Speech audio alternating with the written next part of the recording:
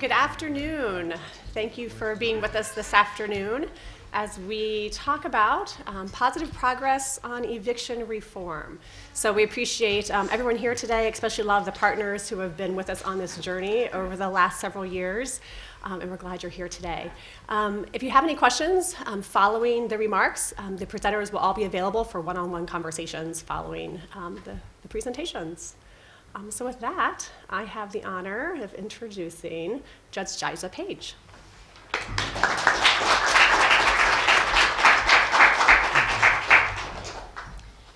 Thank you so much, Shelley, and good afternoon, everyone. Good afternoon. I am honored and privileged to join everyone today to discuss the ways barriers to housing are going to be removed and more individuals in our community will have access to safe, affordable, and decent housing. Many people in our community have gone through the eviction process: Black, white, young, old, single parents, and families. The reasons that led to the eviction may be different: the loss of a job, an emergency hospital stay that led to a missed rent payment, or taking care of unexpected child care or automotive expenses. Nevertheless, the result was the same. Someone was displaced, and in eviction filing, even those that were dismissed, hung over the individual's heads for years. About 10 years ago, against my mother's telling me what to do, I helped a young man I was dating get an apartment. During his tenancy, 2 evictions were filed. The first one was a mistake by the property manager. The second one, he lost his job and was evicted. Unfortunately, because I co-signed on the lease, I was a party to both evictions. I was fortunate that I had the means to pay the judgment, and the case was ultimately dismissed. I was then able to get a letter from the attorney on the opposing side to carry with me as I went out to look for apartments myself. I always had to pay either 2 or 3 times the advertised security deposit, or other places would say, don't even worry about applying. Those evictions will cause you to not be accepted. Eviction filings have lasting consequences, and for the most vulnerable in our society, it can be a constant barrier to them obtaining housing. I've hosted and attended eviction prevention workshops across the city of Columbus, and one of the questions asked at each and every workshop was, how can I get my eviction sealed? Criminal convictions can be sealed, how come my eviction can't? How can I get this eviction off my record? And every time I would have to tell them that this was a permanent mark. And you could almost see the hope leave the room. The reforms that will be discussed today will open up many doors and provide hope for people with dated eviction filings on their record. Having to save $250 for a security deposit versus $500 or more can be the difference between someone obtaining housing months earlier. Being approved for a safe, decent, and affordable residence can change the trajectory of success and provide stability for a single-parent home with children. I am grateful that the leaders I stand up here with today are taking the lead in our community and our state to eliminate some of the barriers people have to obtaining affordable housing. To Mayor Ginther, Council President Hardin in his absence, Councilmember Favor, Judge Barrows, and Judge Paley, who is with us, as well as Clerk Tyack, I thank you all for your dedication to and compassion for the most vulnerable residents in our community. I would like to thank First Lady Ginther, the Women's Commission, and Shelley Biding for your advocacy on behalf of women and children who need safe, decent, and affordable places to live. During my tenure as a member of Columbus City Council, Andrew Dyer, Rolanda Hampton, and Charles Newman worked with me to educate our residents about eviction prevention and commission an eviction study with Commissioner Marilyn Brown, as well as the Ohio State University John Glenn School. I would like to acknowledge former Assistant City Attorneys Isaac Rinsky, who is with us today, as well as Katarina Carrick, who drafted our current retaliatory eviction legislation for the City of Columbus, which led to the first successful prosecution. Lastly, I would like to thank Next Gen Columbus and many partners who are here today: Columbus Mediation Services, Franklin County Job and Family Services, as well as the Legal Aid Society, who went around the City of Columbus hosting eviction prevention workshops.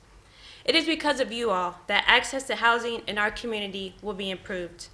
The reforms we see today are truly the result of what happens when we attack issues with collaboration, partnership, and compassion.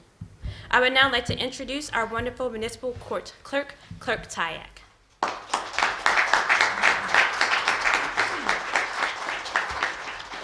Good afternoon, everyone. Good afternoon. I would just like to start by saying thank you to Mayor Andrew Ginther and the Eviction Ad Hoc Working Committee for their work and promotion of eviction reform. According to the Evictions Lab from Princeton University, Columbus ranked 52nd in the nation for eviction rates in 2016. By the end of 2019, the number of evictions filed in our court rose 2.25% compared to that 2016 number. The clerk's office provides transparency and access to public records and is in compliance with the Ohio Supreme Court Rules of Superintendents for records retention. Court cases and daily dockets maintained by the clerk's office date back to the early 1900s and were, until January 15, 2020, available for review on the clerk's public website. After learning about the work and recommendations of the Evictions Ad Hoc Working Committee, I became concerned about the burden placed on those with a history of eviction records that are no longer relevant to their current situation. Landlords and rental agencies regularly use our website to research court records to assist them in the decision-making process. Many do not understand the difference between the case types and the docket entries recorded in our case management system. One of the recommendations of the Ad Hoc Working Committee was to reduce the impact of past eviction-related records by limiting eviction history available on the court and clerk's public access website. Superintendent's Rule 45E allows courts to restrict or remove information and documents in a court file from public access when appropriate. So, after careful consideration, a new policy was announced to provide online access to a 3-year history of evictions. I believe this change will assist citizens in accessing affordable and safe housing, which is a priority for our community, while maintaining compliance with the Supreme Court of Ohio's records retention schedule. My staff and I have already witnessed the difference at a recent record sealing clinic. When advised of this change at the clinic, many who attended believed their outlook for obtaining affordable housing would be greatly improved. In addition, the court has taken an active role in creating a process to remove more recent eviction records. I'm now pleased to introduce our administrative judge, Ted Barrows.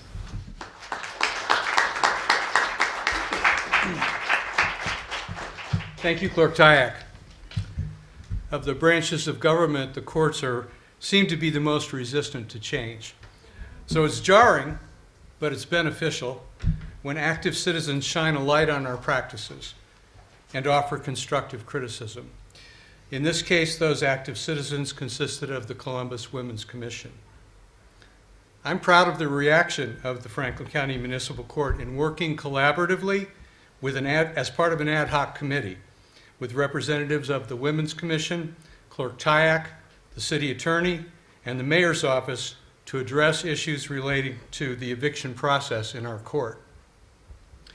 I particularly want to commend and thank the court employees who participated in this process. Magistrate Jean Edwards, Magistrate David Jump, Magistrate Ben Hulsel, and Help Center Managing Attorney Robbie Southers. Change is easy to discuss and recommend, and not to downplay the hard work of the Ad Hoc Commission, but somewhat harder to implement. However, the court is committed to implementing changes that have been recommended. Establishing a process to decide requests to remove eviction cases from public access. This has been done. With the help of our legal staff, we've come up with a process and a procedure that's recommended, shared with all the judges, that we are now using.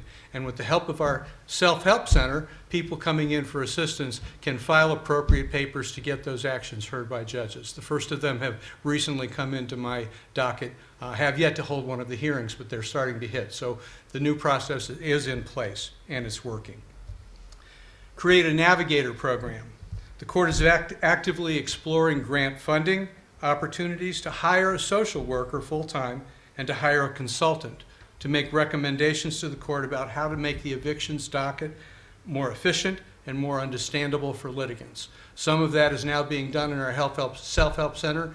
Eviction court, if you've been to see it on a daily basis, the hallway is full of legal aid people, mediation services, and other services that are come into our courthouse, kind of like the new marketplace of ideas for eviction. So we are open to those kinds of processes. But we are working to hire a court navigator who will help individuals work their way from one to the other of those tables and get them where they need to be. Proof of ownership and rental registration. This is a work in progress. Many details need to be reviewed and decided through the court's decision and rulemaking process.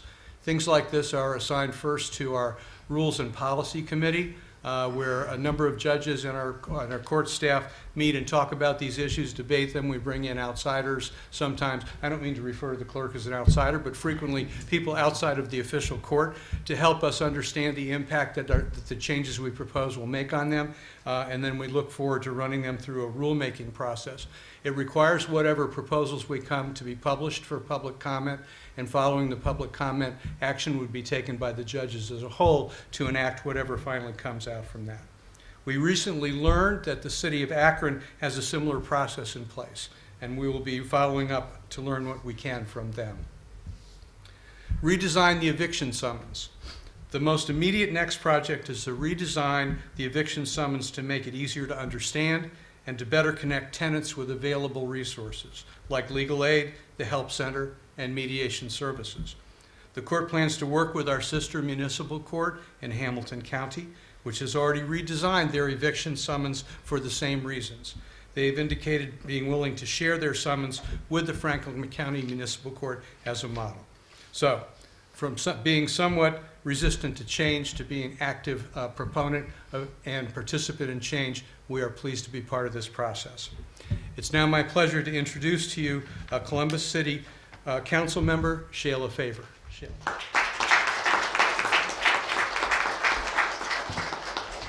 Good afternoon, everyone. Good afternoon, everyone. Good afternoon. Look, I just had 2 cups of coffee, so I'm fired up and ready to go.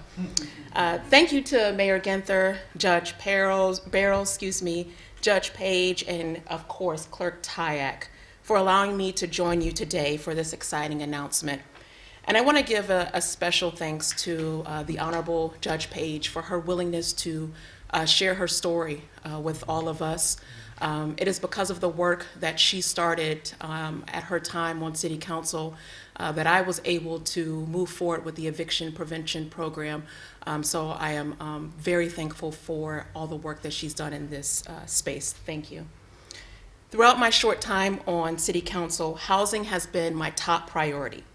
We all know that one of the greatest challenges that we face in Columbus, Ohio, and as a growing city, is affordable housing. And as chair of City Council's Housing Committee, I have fully committed to addressing this problem from every angle. If this group hasn't already made it clear, evictions are a problem in our community. But these changes being implemented by the Franklin County Municipal Court will have a significant impact on individuals and families with eviction records trying to move forward with their lives. On behalf of my City Council colleagues, we are thrilled to support this work and will continue to do everything that we can to make an impact in this space. Just last fall, we were able to roll out the Eviction Prevention Program. The Eviction Prevention Program is a $300,000 fund that provides emergency financial and legal support for residents. It consists of 2 distinct components. Impact Community Action is providing emergency rental and mortgage assistance, while Legal Aid Society is providing access to the Tenant Advocacy Project attorney program to advocate on behalf of residents in eviction court. This year, I look forward to taking a further look at the Eviction Prevention Program and determining additional policies and programs that help lift the burden of evictions on our residents. Additionally, Council is continuing the foundational work of Judge Page in the realm of retaliatory evictions. Code enforcement and the City Attorney's Office are working collaboratively to ensure tenants are not unfairly discriminated against for reporting living conditions that are substandard. Just last fall, the first landlord was convicted under the updated law. Finally, I am honored to be one of the newest members of the Columbus Women's Commission, where I will continue to push forward efforts like this one and others as a part of the Evictions Committee. To First Lady Ginther and to Shelley Biding with the Women's Commission, thank you for all the work that you have done in this space. I am proud to live in a city of elected leaders who value this work and are committed to policy and real action that will bring about housing justice for our residents in greatest need. It is now my honor to introduce our great leader, Mayor Ginther.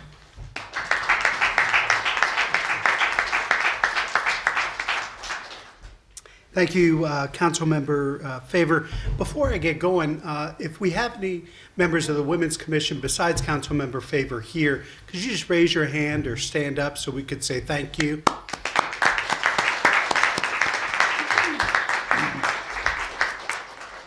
To Councilmember Favor, to Judge Page, Clerk Tyak, Judge Barrows, to our Women's Commission, and to Shelley, our Legal Aid Society, and Franklin County Jobs and Family Services, all of our great partners, I say thank you.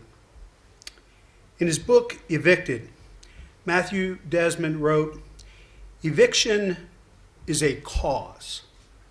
Eviction is a cause, not just a condition of poverty."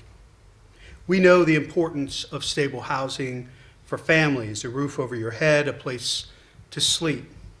It's a basic need for all people. The reverse is heartbreakingly true as well. When a family loses stable housing, everything is thrown into chaos. How will parents get to work, especially if they rely on public transportation? Where will the children go to school?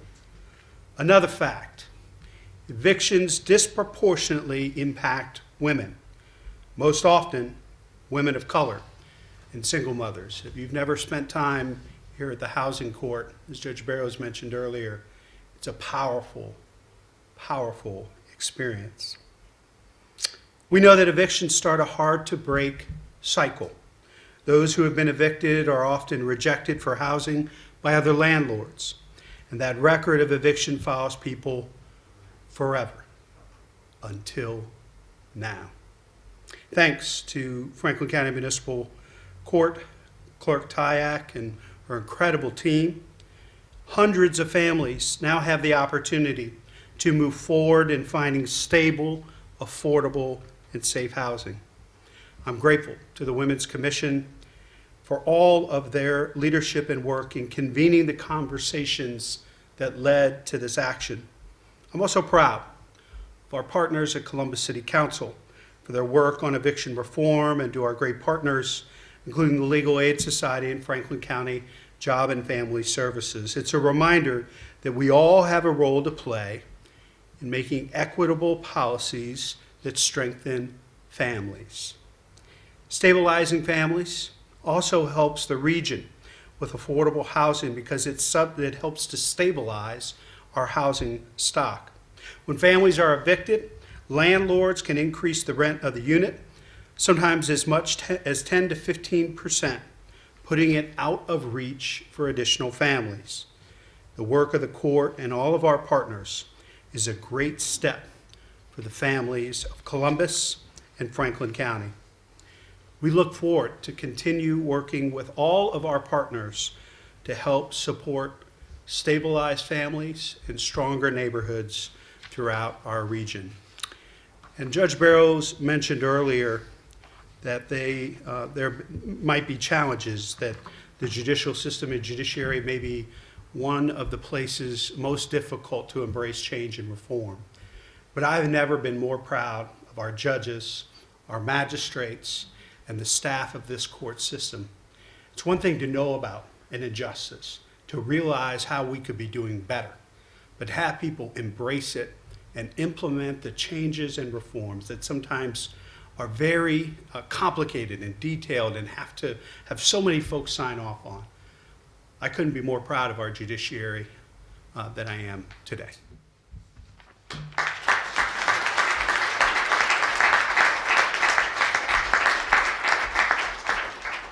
Well, thank you again to the leadership each of you have brought to the conversation, to your staff that have been part of this work, and to all the partners in this room as well.